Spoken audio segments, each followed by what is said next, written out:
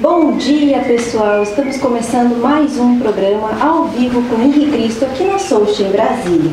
E você que está nos assistindo pela primeira vez, avise seus amigos e familiares para que eles possam usufruir dos transcendentais ensinamentos ministrados por Henri Cristo. Sejam bem-vindos, descontentes, livres pensadores, ateus, curiosos e os que estão insatisfeitos com a sociedade contemporânea. Questionem Henri Cristo, sanem suas dúvidas, vivam melhor na Terra, mesmo face a um mundo tão conturbado, aparentemente sem esperanças. Todos os sábados, às 11 da manhã, henricristo.tv, o canal da Liberdade Consciencial. E não esqueçam, mandem suas perguntas através do e-mail henricristonaweb@gmail.com. Agora, Henri Cristo, após invocar seu Pai, Senhor e Deus, procederá com a elucidativa dissertação antes de responder novas questões. No ar, henricristo.tv. Paz seja com todos. Ó Pai, eterno e inefável, Deus infalível, Criador do Universo, das culminâncias do Teu reino, do trono do Teu poder, do alto do qual Teus olhos temíveis tudo descobrem, tudo bem. Abençoe Teus filhos com saúde, luz e justiça, porque Tua é toda glória para todo sempre, ó Pai. Quando nas horas de íntimo desgosto, o desalento te invadir a alma e as lágrimas se aflorar nos olhos, busca-me. Eu sou aquele que sabe sufocar o pranto e estancar as lágrimas. Quando te julgares incompreendido pelos que te circundam e vires que em torno a indiferença recrudesce, acércate de mim. Eu sou a luz sob cujos raios se aclaram a pureza de tuas intenções e a nobreza dos teus sentimentos. Quando se te extinguir o ânimo para arrastar as vicissitudes da vida e te achares na iminência de desfalecer, chama-me. Eu dou a força capaz de remover as pedras dos caminhos e sobrepor-te às adversidades do mundo. Quando inclementes te açoitares vendavais da sorte e já não souberes onde reclinar a cabeça, corre para junto de mim. Eu sou o refúgio em cujo seio encontrarás guarida para o teu corpo e tranquilidade para o teu espírito. Quando te faltar calma nos momentos de maior aflição e te julgares incapaz de conservar a serenidade de espírito, invoca-me. Eu sou a paciência que te faz vencer os transes mais dolorosos e triunfar nas situações mais difíceis. Quando te debateres nos paroxismos da dor e tiveres a alma ulcerada pelos abrolhos dos caminhos, grita por mim. Eu sou o bálsamo que cicatriza as chagas e te minora os padecimentos. Quando o mundo te iludir com suas promessas falazes e perceberes que já ninguém pode inspirar-te confiança, venha a mim. Eu sou a sinceridade que sabe corresponder à fraqueza de tuas atitudes e à excelsitude de teus ideais. Quando a tristeza e a melancolia te povoarem o coração e tudo te causar aborrecimentos, clama por mim. Eu sou a alegria que te insufla um alento novo e te faz conhecer os encantos do teu mundo interior. Quando um a um se fenecerem os ideais mais belos e te sentires no auge do desespero, apela para mim. Eu sou a esperança que te robustece a fé e acalenta os sonhos. Quando a impiedade se recusar a revelar-te as faltas e experimentares a dureza do coração humano, procura-me. Eu sou o perdão que te levanta o ânimo e promove a reabilitação do teu espírito. Quando duvidares de tudo, até de tuas próprias convicções, e o ceticismo te avassalar a alma, recorre a mim. Eu sou a crença que te inunda de luz o entendimento e te reabilita para a conquista da felicidade. Quando já não provares a sublimidade de uma afeição sincera e te desiludires dos sentimentos dos teus semelhantes, aproxima-te de mim. Eu sou a resignação que te ensina a olvidar a ingratidão dos homens e a esquecer a incompreensão do mundo. Quando enfim quiseres saber quem sou, pergunta ao riacho que murmura, ao pássaro que canta, à flor que desabrocha, à estrela que cintila, ao moço que espera, ao velho que recorda. Eu sou a dinâmica da vida, a harmonia da natureza. Chame-me amor, o remédio para todos os males que te atormentam, o Espírito. Estende-me, pois, tua mão, ó alma, filha da minha alma, e eu te conduzirei numa sequência de êxtases a deslumbrantes mansões do infinito, sob a luz brilhante da eternidade. Eu sou o alfa e o ômega, o começo e o fim, a estrela resplandecente da manhã. Meu Pai e eu somos uma só coisa. Eu sou a luz do mundo, a verdade é a vida, eu sou o caminho, ninguém vê meu Pai senão por mim. Antes de ser crucificado eu disse, pela minha voz o meu rebanho me reconhecerá. Voltei como havia prometido, para iluminar a humanidade e instituir na terra o reino de meu Pai, Senhor e Deus, formalizar pela soust. Eu, primogênito, reencarnei, renasci Noé, Abraão, Moisés, David, etc. Depois Jesus e agora Inri. Inri é meu novo nome. Inri é o nome que eu paguei com meu sangue na cruz. I-N-R-I. Inri, o nome que Pilatos escreveu acima de minha cabeça quando eu agonizava na cruz, quando cuspiam no meu rosto, quando me ultrajavam, quando se cumpriam as escrituras.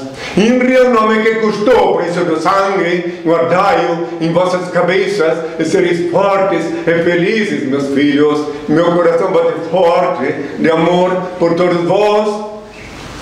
Benditos são os olhos que me veem e veem quem sou. Benditos são os ouvidos que me ouvem e me reconhecem pela minha voz. Bem-aventurados sois vós, vós que me escutais, que sou vos falo, que estudo do meu Pai, Supremo Criador, único ser incriado, único eterno, único ser digno de adoração e veneração, onipresente, onisciente e onipotente, único Senhor do Universo. Que a paz seja com todos. Bom, pessoal, vamos então à primeira pergunta, que é do João Canário de Lisboa. No programa anterior, o Henri falou sobre uma espécie de gavetas de memória, onde tudo fica registrado.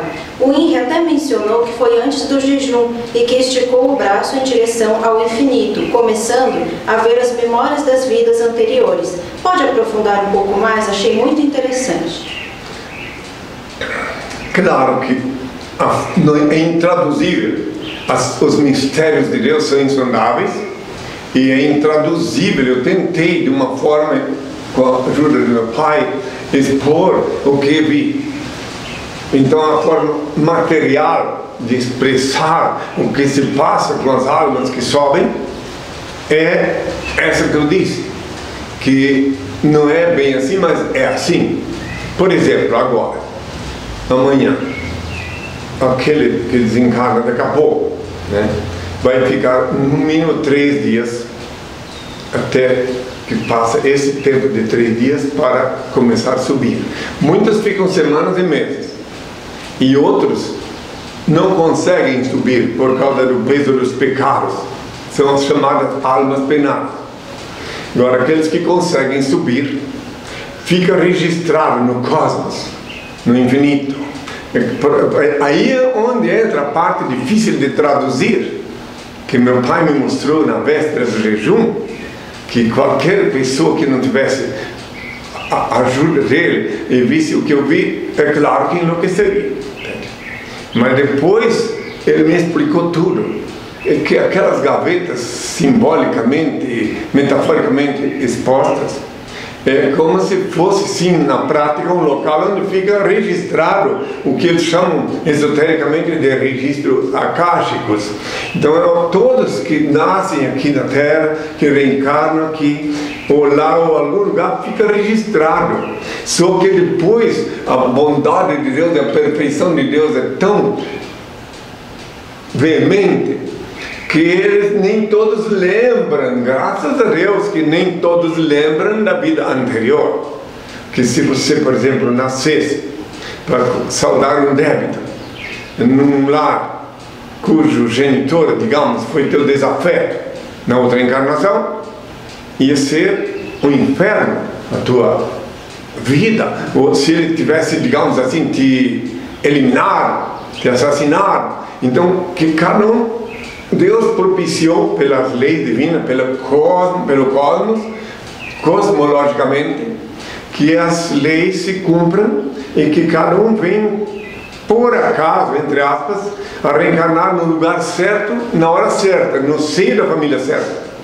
Daí as pessoas que nascem tão diferentes, fisicamente até, uns até aleijados, e daí as pessoas que nascem com índole diferente. Olha, duas pessoas nascidas do mesmo ventre, na mesma hora, gêmeos, um pode se tornar assassino em série, e o outro pode se tornar um pacificador, um diplomata, entende?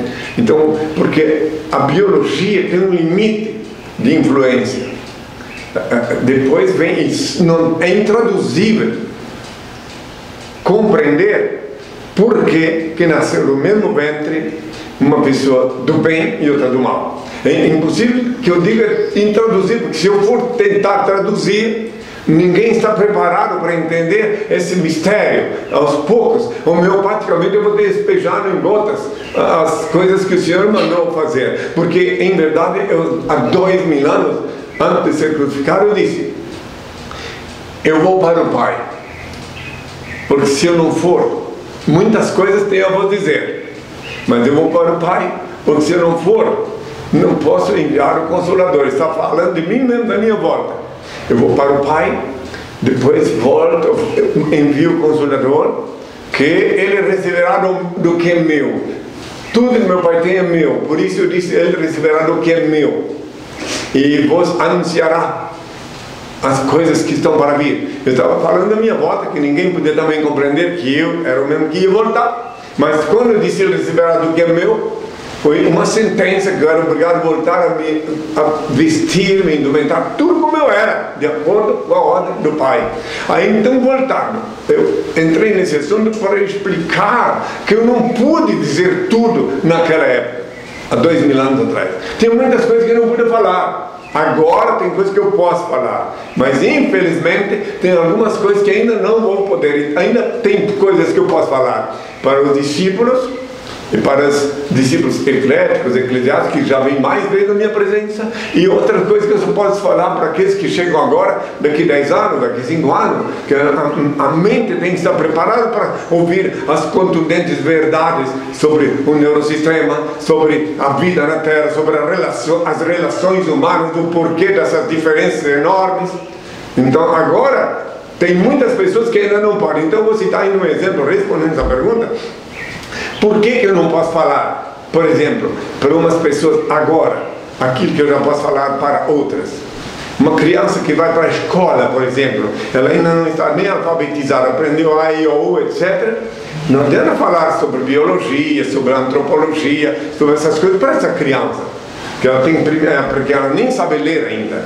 Ela tem que começar a ler primeiro, aí depois quando chega essa... Por isso que existe no sistema de estudo terrenal, o primeiro grau, o segundo grau, essas coisas todas, que é para as pessoas irem pegando de acordo com a capacidade, a avaliação feita pelos mestres terrenais, e ela vai entrar no outro, senão dá um colapso no cérebro. Então assim também das coisas do Senhor, as coisas metafísicas que meu Pai me reenviou aqui para falar, nem sempre posso falar para uma pessoa que chega a primeira vez. Eu até fico, lamento, digo, não, no próximo encontro eu posso dar continuidade.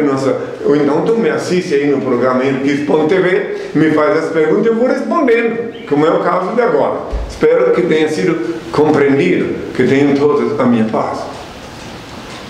Marcelo Patrício, de Maringá, Paraná. Mestre, nos tempos antigos as oferendas eram feitas diretamente da pessoa para Deus, sacrificando seus melhores animais. Então pergunto, como os lobos em pele de ovelha conseguem convencer as pessoas a doarem seu dinheiro diretamente a eles? Primeiro, ele me chama de mestre e nunca esteve comigo. Espero que um dia, né? Porque quem olha de fora, quem escuta de fora, pensa que é um discípulo meu. Não, eu não conheço, ele de Maringá. Então, como identificar? Repete a pergunta. Fiquei assim pensativo, que quem olha de fora pensa, ele plantou um discípulo em Maringá para responder, quero deixar bem claro que nunca esteve comigo. Vai, faz. Aí outra vez já sabe como proceder. Vai. Nos tempos antigos, as oferendas eram feitas diretamente da pessoa para Deus, sacrificando seus melhores animais. Então pergunto, como os lobos em pele de ovelha conseguem convencer as pessoas a doarem seu dinheiro diretamente a eles? Na verdade, não entregava diretamente para Deus, não. Entregava no templo. Leia melhor a Bíblia e vai ver que o sacerdote comia a carne, inclusive, dos cadáveres, né? Então quer dizer que não era, simbolicamente era para Deus. Era um sacrifício para Deus, sim. Aí que no que concerne o sacrifício para Deus, que a pessoa sofre a perda do bem, para sentir que não pode violar a lei, que deve andar na lei, se não quiser perder de novo, e se violar a lei e não paga a oferenda, aí fica com a consciência ardida, né? Então, mas deixar bem claro, para responder a pergunta dele, que não era diretamente para Deus. Deus não estava esperando um boi, uma vaca. Deus inspirou os emissários dele a explicar a forma de pagar um débito, né? Quer dizer, o sacrifício. Inclusive, tenho que explicar que, no caso, o sacrifício não era só material do bem perdido. Não é só a vaca, o boi, que o indivíduo perdia. Para Deus, ele também devolvia o espírito do boi, da vaca, que fosse sacrificado. Na hora que ele sacrificasse, como o boi não tem carne, não tem pecado, a vaca também não tem, voltar à origem, ao espírito, a energia que concerne ao espírito do animal, ou pensais que o animal não tem espírito. Podem pensar que não tem, não, mas tem espírito sim, só não tem alma, ou seja, não é um espírito evoluído que adquiriu status de alma também, né? Bom, então tá. Agora, a diferença é que daí, para contribuir, para pagar, fazer uma oferenda, o método e o jeito, a forma é a mesma. Se a pessoa sabe quem deveras está servindo Deus e quiser, porque na verdade o Senhor disse, trazei o dízimo à minha casa, eis que abrirei as cataratas do céu, e vos abençoarei com abundância. Mas para minha casa, ele falou, para minha casa. Todo o segredo é saber qual é a casa de Deus, que ele não precisa de casa, né? Aqui é a sede do reino de Deus, oficialmente, juridicamente, oficialmente, a sede do reino de Deus, formalizada pela SOS. Repito, juridicamente, oficialmente, não é uma coisa assim simbólica, é conforme está nos estatutos, desde a fundação, oficialmente passado pelo jornal oficial, tudo. Então, mas não que eu estou dizendo que é aqui que tem que vir, não. Aqui só vai contribuir para a causa do Senhor, para a causa do Senhor, aqueles a quem Ele revela, aqueles a quem Ele mostra quem sou eu e, consequentemente, que aqui é a casa dele. Porque eu cumpri a promessa de 2000 anos de estabelecer na terra o reino de Deus. O reino de Deus não é a igreja. O reino de Deus não é meramente a igreja. O reino de Deus não tem sucursais, filiais por todo lado, prédios, templos para arrecadar dinheiro ao mundo. O reino de Deus é um reino magnético, repleto de energia, sinais e luz. É um reino sutil. Então as pessoas que vêm aqui, muitas nem podem vir, mas têm contato. Como é que você faz? Você por acaso quer ter uma sucursal do reino de Deus aí na tua cidade? Simples, aprende a orar ao Senhor, tranca-te no teu quarto, fecha a porta, como eu falei há 2 anos, Mateus 6, versículo 6, aprenda a orar o novo Pai Nosso, aí teu corpo se torna uma sucursal do reino de Deus. A tua casa se torna uma sucursal do reino de Deus, né? Sem pagar nada, enfim, a maioria nem pode vir me ver, e eu sinto no meu coração, sinto a conexão delas quando elas seguem minhas instruções. Elas me mandam informações, agradecimentos, né? Eu não vou botar conte a bênção, não. As coisas acontecem no plano místico, assim como o amor não carece de ser declarado, porque o amor assim se basta, o amor é como Deus é, assim também não precisa ninguém tocar trombeta, né, quando está participando da causa divina. Tem todas a minha paz. Alex, de Lusiânia. Henri, por que você critica tanto a Igreja Católica se você se diz o mesmo de 2000 anos? Não se lembra quando disse que, sobre Pedro, edificaria sua igreja e as forças do mal não prevaleceriam sobre ela? Me explique o porquê de tanta contradição. Eu não critico ninguém, apenas falo a verdade. E quando disse Pedro, tu és Pedro, sobre esta pedra edificarei a minha igreja e as portas do inferno não prevalecerão contra ela, justo porque as portas do inferno começaram a prevalecer contra ela, Inquisição, venda de sacramento, idolatria, que meu pai mandou estabelecer na terra o reino dele, e para ser legítimo foi instituído o reino de Deus dentro da Catedral de Belém, no Pará, como podeis ver lá na neta, todas as fotos desse dia inesquecível, 28 de fevereiro de 82. Eu não gosto de falar sempre de novo, mas o que sobrou da igreja, cujas portas do inferno estavam prevalecendo, é o que está escrito em Apocalipse 17. É isso. Então meu pai disse que eu não posso comungar com essa podridão, com essas almas que penam. Quando eu estive no Vaticano para romper o meu verdadeiro vínculo com o primado Pedro, eu escutei as almas, sabe, dizendo: até quando vamos ver a injustiça imperar? Até quando vamos esperar a justiça pelos milhares que foram queimados aqui? Até quando que a justiça divina transcendentemente se manifestará? Até quando? Daí foi que o meu pai disse, mandou que eu falasse no interior da basílica: seque árvore enferma, seque, para que a boa árvore que eu plantei viceja e me dê aos meus filhos os frutos que tu me negas. A árvore que ele se referiu, que ele plantou, é a Sost. Eu estive lá em 1983, em setembro. Em 82 ele fundou a Sost, meu pai mandou que fundasse a Sost, Suprema Ordem Universal da Santíssima Trindade, cuja sede é aqui na Nova Jerusalém, no Apocalipse 21, e cujo reino dele está estabelecido aqui. É simples, é juridicamente, quero deixar bem claro que não tem nada de fantasia, é oficial, não é uma coisa assim que o INRI diz, como tem igreja, não, aqui oficialmente, de acordo com os estatutos, de acordo com o jornal oficial que publicou, claro que não foi tão fácil não, viu? Até para reconhecer minha identidade, eu arrastou-se 15 anos no processo na Justiça Federal, até que finalmente no ano 2000, 24 de outubro do ano 2000, as autoridades judiciárias, finalmente inspiradas pelo pai, reconheceram que meu nome é Henri Cristo.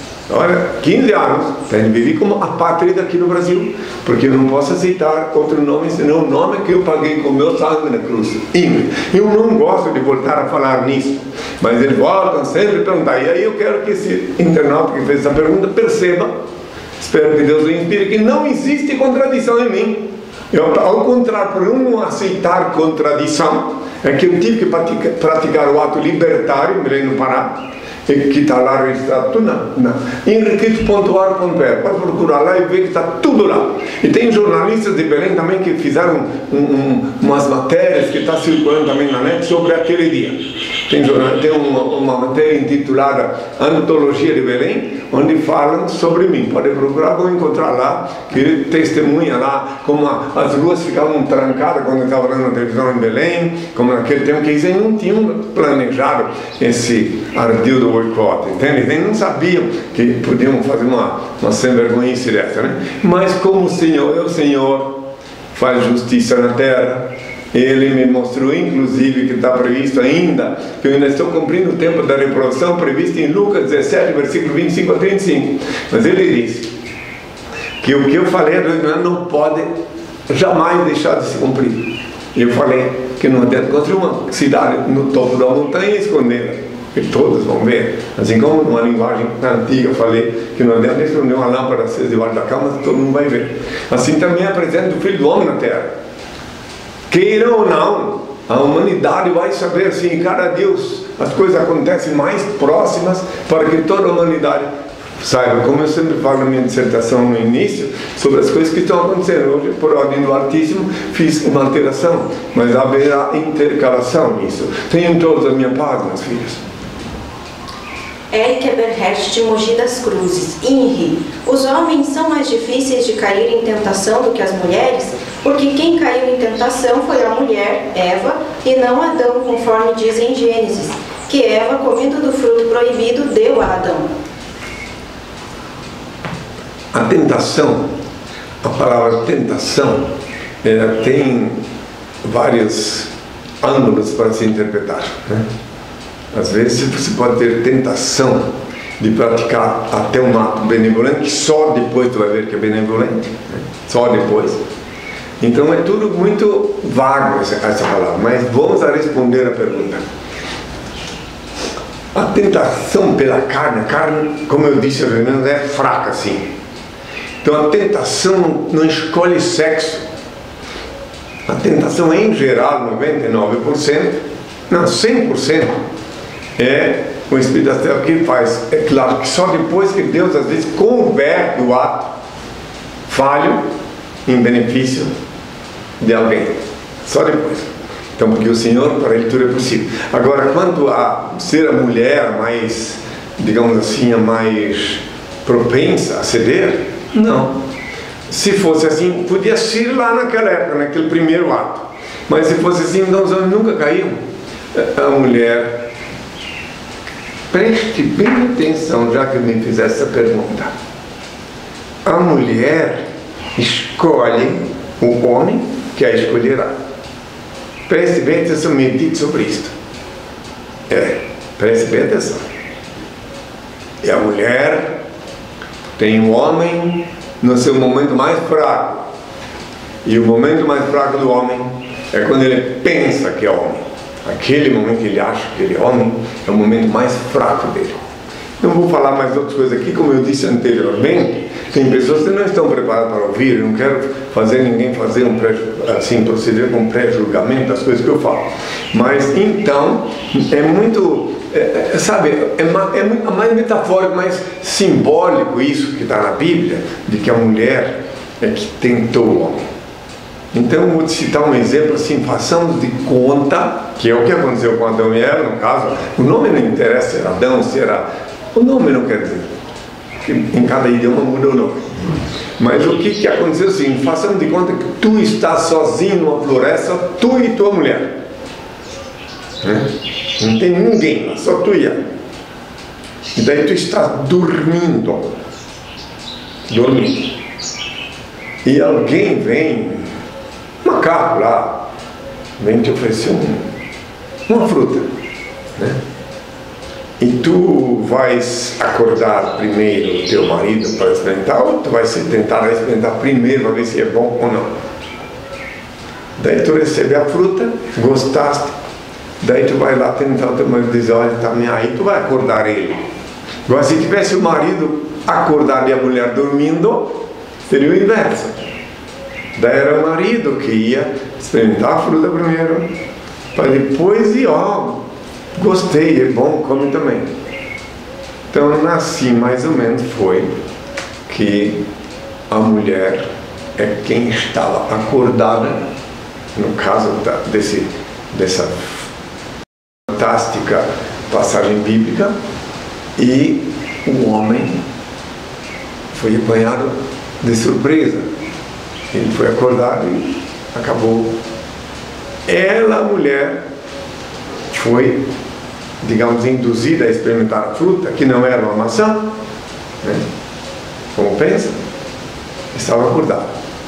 Daí ela foi, digamos assim, mas isso tem tudo a ver com o neurosistema. Agora, já que insistirem em perguntar isso, vou explicar que o neurosistema da mulher está conectado com todas as partes do corpo, e ela teve, digamos assim, um momento de excitação, e daí ela foi induzida para acordar o marido, porque quem quiser entender, entenda, né?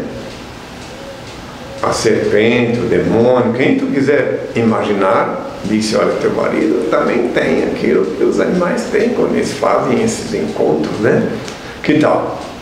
Daí, o restante. Mas eu estou falando tudo no território das metáforas, das charadas, das fábulas, que isso é uma coisa que não dá para explicar. Eu estou tentando responder a pergunta dele, em resumo, para fechar o assunto e encerrar o assunto tão delicado, difícil de falar assim para uma máquina, né? Que eu estou falando para uma máquina aqui.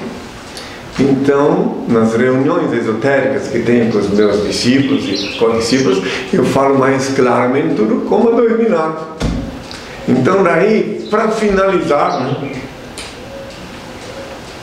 consumou-se a relação carnal, que até então, de acordo com os preceitos bíblicos, viviam em pureza. Entendem? Por isso que simbolicamente, metaforicamente, diz que sentiram necessidade de vestir-se depois. Porque aconteceu aquele fenômeno que aconteceu contigo, quando tu tiveste o primeiro contato carnal, contigo homem, contigo mulher, entende? Que daí tu peça a ver tudo diferente.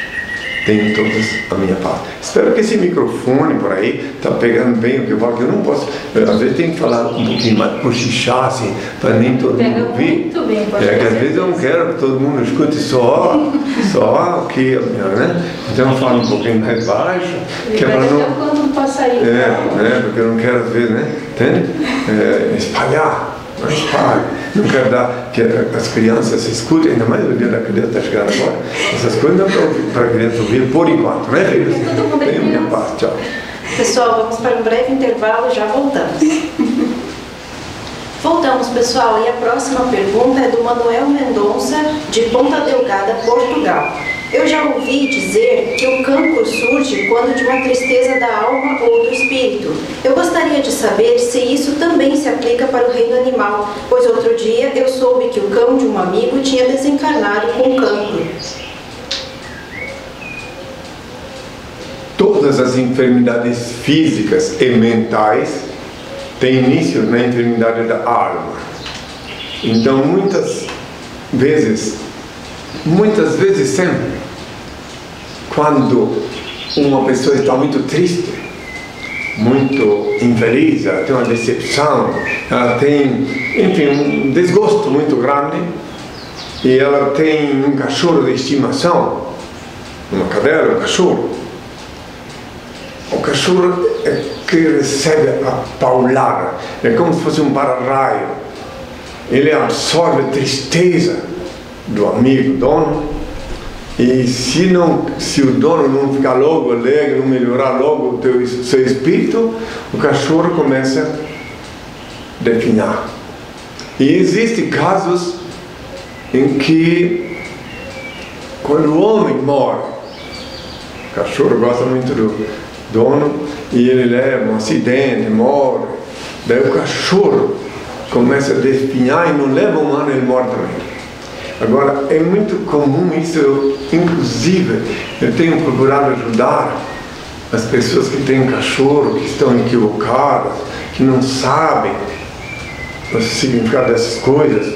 E então acontece muitas vezes que uma pessoa tem um cachorro de estimação, o cachorro fica doente, muito doente terminal, que não pode, câncer. Eu já tive vários casos que eu tive que ajudar e que demorei para explicar para o dono do cachorro que se tu amas o teu cão, ele pegou essa doença que era para ti, então tu pegas, seja misericordioso com ele, não deixe ele padecer no teu lugar, vai, pegue um veterinário, pede para ele fazer a eutanásia, dando descanso para o cachorro, porque cachorro não tem projeto de vida, não tem cálculo, não planeja, vou construir uma casa, vou arranjar um emprego novo, não, cachorro não tem isso. Se tu vai aplicar uma anestesia no cachorro para fazer uma cirurgia ou alguma coisa assim, ele não sabe que vai voltar, nem sabe que a anestesia vai derrubar. Então, essa é uma forma misericordiosa de tratar um animalzinho que tu amas, poupá-lo do sofrimento, não ser egoísta. Mas daí, recentemente, eu falei com uma mulher que estava com uma cachorra cega, né? E que não tinha, ela vivia se queimando pelos cantos. Quando eu falei isso para ela, minha filha, tenha consideração, se tu gosta justamente da tua cachorrinha, então tu dá a ocasião, não seja mesquinha, vai lá, contrata um veterinário e dá um descanso a ela. Porque ela não tem pecado, o cachorro não tem pecado, não tem karma, mas vai direto para a urina, que veio de lá do pai, a energia que movimenta o cachorro. Daí, mas assim, mas daí se eu fizer isso, aí ela morre, aí eu não tenho mais ela, justamente, aí eu posso ficar doente, então quer dizer que aí, não, minha filha, tu faz isso, seja misericordiosa, e depois tu pode obter uma outra cachorra, com saudável, que de repente até a energia dela mesmo pode voltar para essa cachorra, mas não fique sadicamente testemunhando a dor, a agonia de um cãozinho, que é pecado torturar os animais, é pecado. Daí depois, lá na frente, a pessoa tem que pagar. Não se pode fazer isso. Então eu sei que tudo que eu estou falando agora contraria todos os preceitos equivocados dos que querem manter cachorro vivo para faturar em cima disso. Eu estou falando o que eu vejo no plano metafísico. Eu estou falando para que todos aqueles que têm um animalzinho de estimação, que querem bem a ele, justamente dão o direito a descansar. Se teu cachorro fosse puxar uma carroça, ele fosse carregar peso um dia inteiro, daí de noite eu ia deixar ele dar uma descansadinha? Então, ele carregou peso um dia inteiro para ele, o tempo que ele viveu contigo. E agora chegou a hora de descansar, dá uma chance para ele descansar, mostra que tu ama teu cachorrinho e dá a ele a misericordiosa eutanásia. Cachorro, como eu disse, não tem débito karmático. Cachorro, eu fico com pena, eu vejo às vezes pela televisão até pessoas que colocam perna de pau no cachorro, o cachorro tem que ficar se rastejando, só porque ignorância, não sabe que o cachorro não tem débito karmático, podia dar misericórdia, em vez de contratar alguém para fazer perna de pau no cachorro, dava ele o direito a descansar, pode até enterrar no fundo do quintal se quiser, até pronto se quiser, mas sede misericordiosos com os animaizinhos, não maltrate-os, porque tudo que fizeres contra os animaizinhos sobrará como débito karmático para ti. Tenham todos a minha paz. Daniel Buller, do Rio de Janeiro. Como é o mecanismo que mostra ao INRI que uma pessoa estará sempre nas orações dele? Agora aquela pergunta que eu falei do sábado passado, né? Pois é, é uma litania que eu tenho, mas eu vou dar só o que concerne, né? Minha litania cumprida é muito íntima entre eu e meu pai. Então eu vou só falar essa parte que ele perguntou. Eu tinha um outro também que queria sábado passado, daí já pronto. Prestai muita atenção, vamos ver quem pode entender. Eu vou dar minha litania inteira, eu vou orar só o finalzinho, onde eu incluo todas as pessoas que não tem, que nunca estiveram comigo, que não podem estar comigo, mas que de longe, onde quer que vejam, me localizem consciente da minha identidade. Já passam a estar, sim, incluídos nas minhas orações. E elas sentem lá no corpo delas. Bom. Ó Pai Santo, protege o teu servo que te fala, os fiéis servos e servas do teu servo, a tua casa soste, servo universal, as demais integrantes do teu santo reino e os que te amam e te adoram em mim contra todos os males. Uma vez mais te dou graças, porque escutas e atendes as minhas súplicas, Pai Santo, e porque escutaste e atendeste as súplicas do teu servo. Então dá para perceber que eu não posso, não tenho condições, nem que eu carregasse um enorme computador comigo para botar o nome de todas as pessoas a quem eu quero incluir nas orações, até aquelas pessoas que eu não conheço pessoalmente. Então, desta forma, vamos ver se alguém entendeu. Eu vou deixar que me mande por e-mail aí quem entendeu onde é que ele está incluído. Pronto, vamos adiante. Vamos ver se alguém viu onde é que eu incluí ali. Está a resposta. Está ali nesse trechinho da minha litania. Está ali a resposta do Daniel, do Rio de Janeiro. Então, aí, se ele matar charado, ou alguém matar charado, fala. E quando outra vez alguém perguntar isso de novo, que já perguntaram no sábado passado, então daí mostra isso aí, tá bom? Tenham todos a minha paz. Tatiana, de São Paulo. INRI, qual é a solução para alguém que é surdo, quer te ouvir e não pode? Tatiana, de São Paulo? Surdo quer me ouvir? Não pode? Pode ver?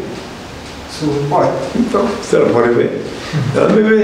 Hein? E se ela me vendo, lendo minha expressão labial, olhando bem nos meus olhos quando eu falo, constatando minha sinceridade, a pureza, porque eu não sou ingênuo, mas sou puro. Meu pai me deu poder sobre a carne quando jejuava em Santiago em 79, me tornei portador das energias mais positivas que concernem a pureza. Então, se olhando bem para mim, sentindo, vendo, até por incrível que pareça, até o maior bandido, a pessoa mais perigosa da terra, vê que eu sou puro.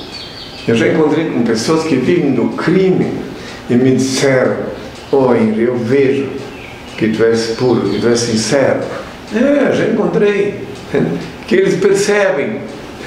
Então, quer dizer, se ela olhar-me, ver minha forma de falar, tudo, ver que eu não tenho aquela nhaca que tem os lobos, aqueles que vivem vendendo o meu nome antigo, obsoleto Jesus, aqueles que vivem à base do ajudismo, ela percebe. Eu recebo muitas mensagens pela internet de pessoas que dizem assim: olha, eu não sei quem tu és, não sei se tu és Cristo ou não posso fazer juízo, mas gosto de te ouvir, me faz bem e vejo que tu falas com sinceridade, que tu és sincero.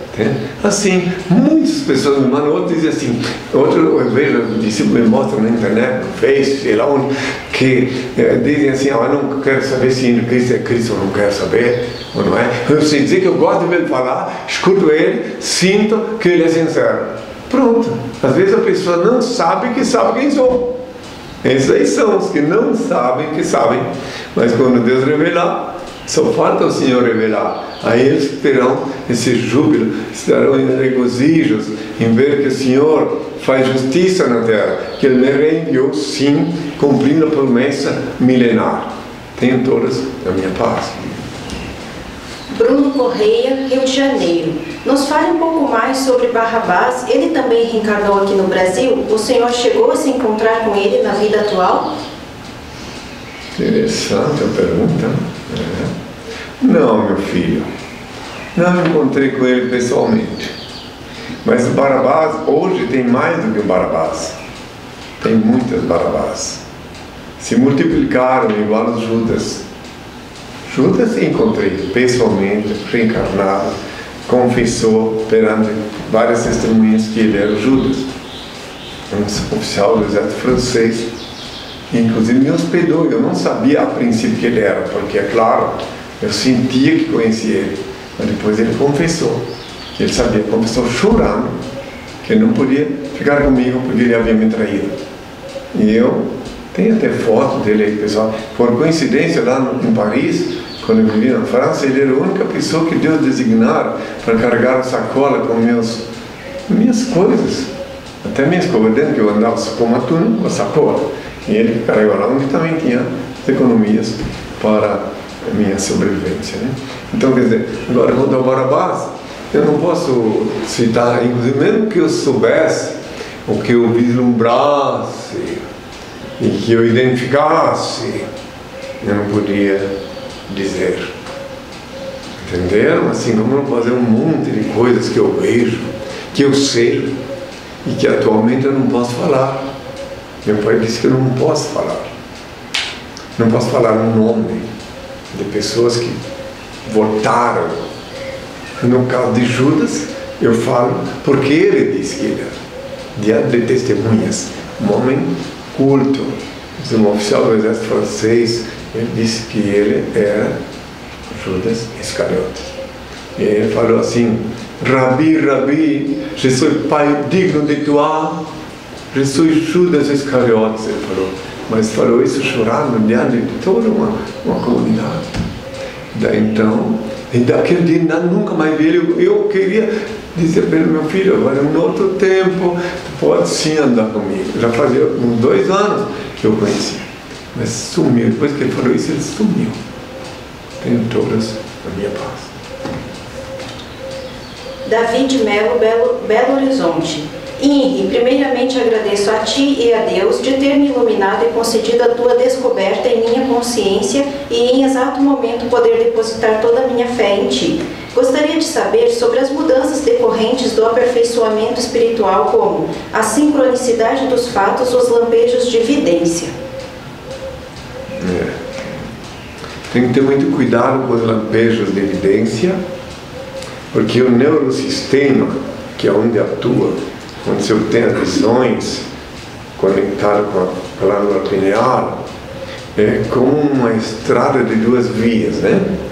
Então tem que ter muito cuidado e saber identificar através da oração quando as coisas que tu estás vendo vem do Pai, vem do Altíssimo, né?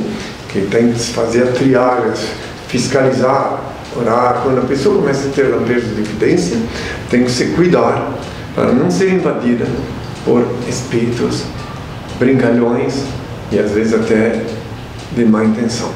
Mas evite falar com as pessoas do teu ambiente sobre as coisas que tu vês, até ter plena certeza, porque é muito perigoso.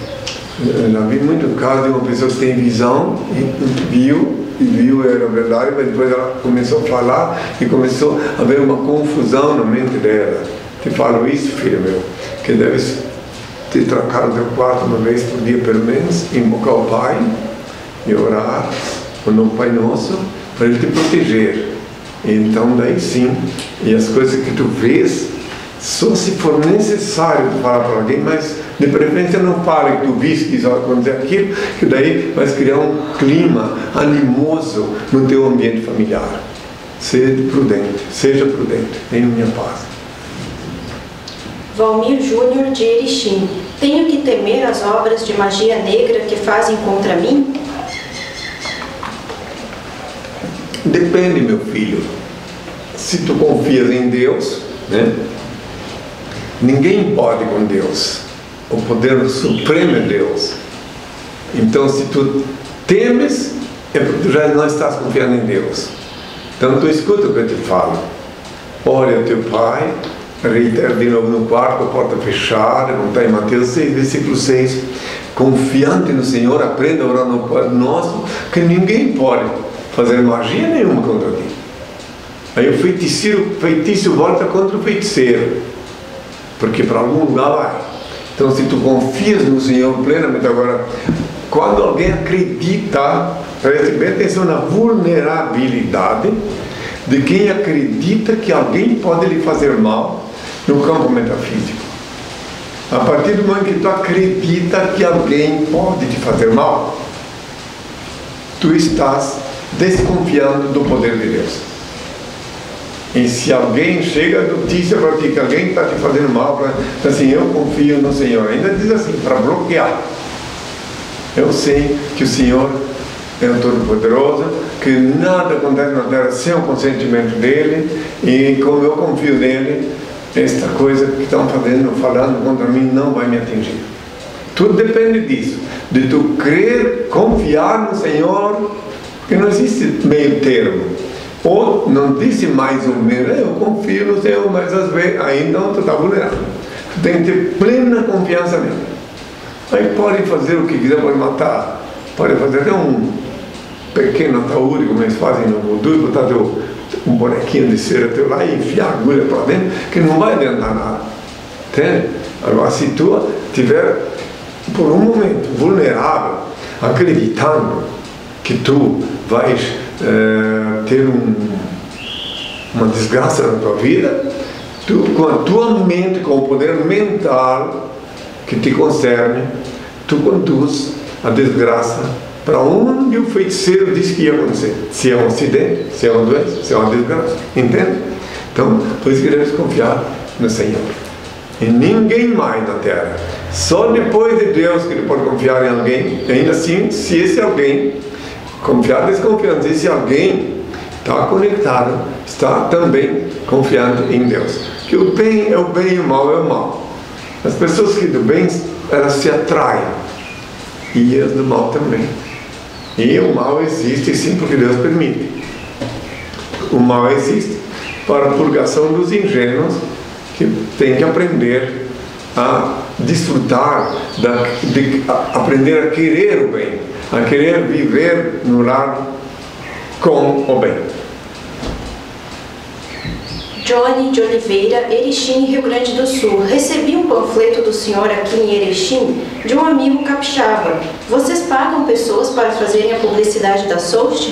Estranho, esse Erechim, tudo Erechim. Faz mais de 30 anos que eu estive em Erechim, né, no canal 2. Mas então veja uma coisa, que alguém, não sei quem pode ser, não, porque não tem ninguém da minha... Mas nós não pagamos ninguém para panfletar. Tem pessoas, claro, tem pessoas que tornaram meus discípulos aqui porque receberam o panfleto. Panfleto até hoje ainda continua sendo a mais poderosa forma de comunicação, de publicidade, por incrível que pareça.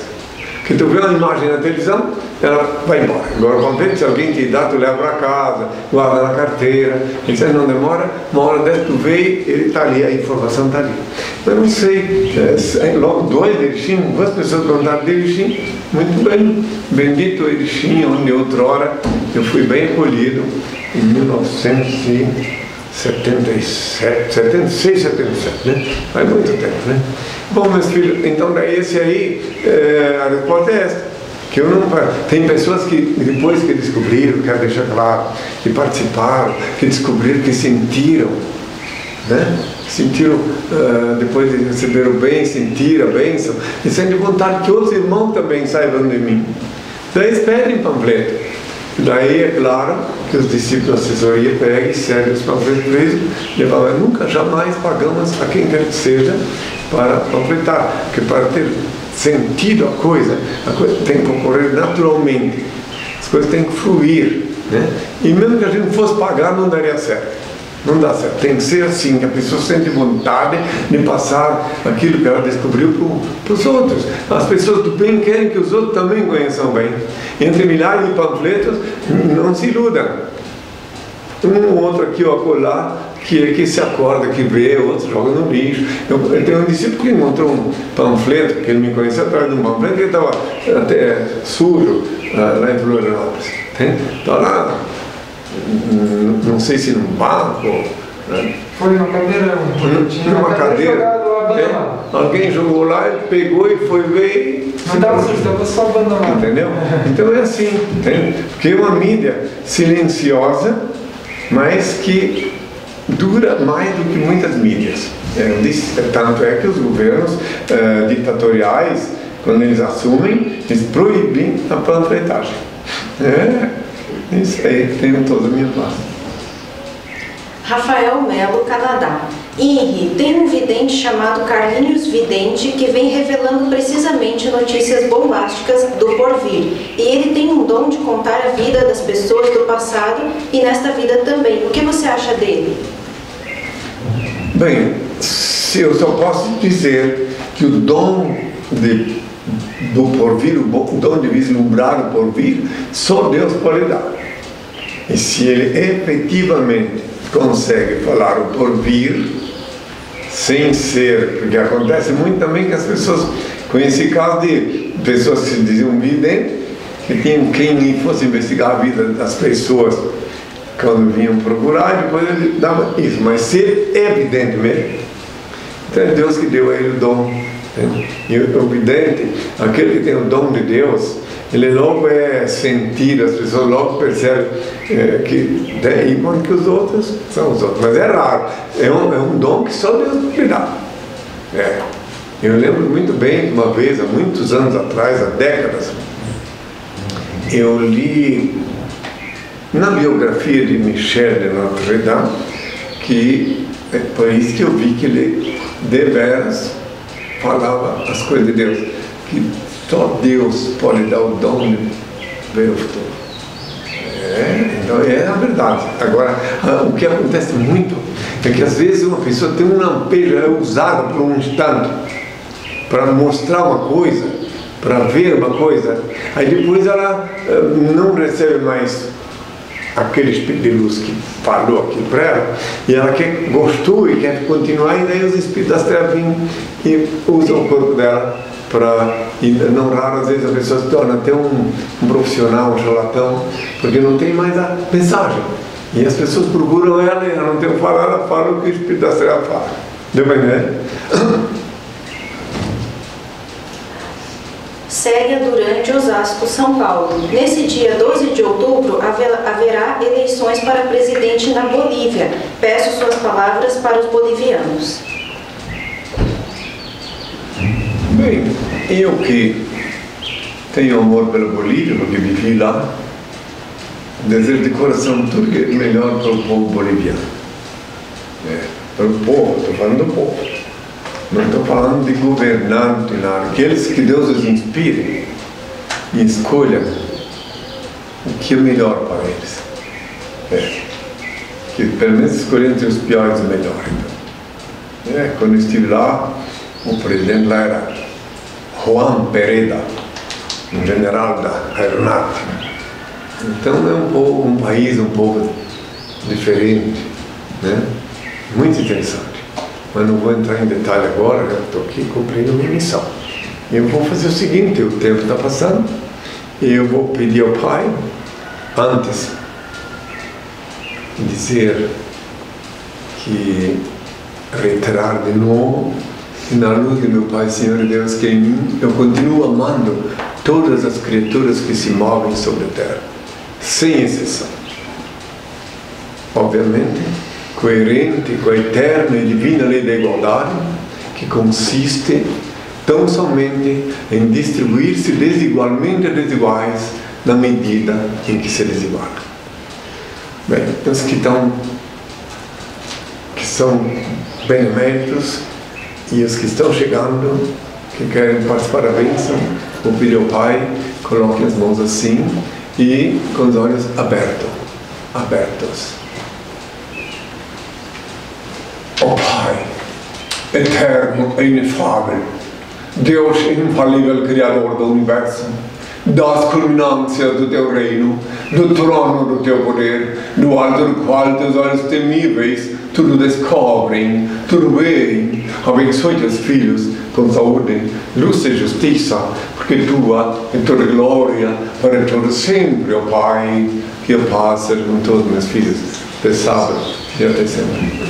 Pessoal, este programa estará disponível a partir de amanhã no nosso canal no YouTube, Henri Cristo TV. E não esqueçam que as perguntas que não foram respondidas hoje serão respondidas no próximo sábado, logo no início do programa.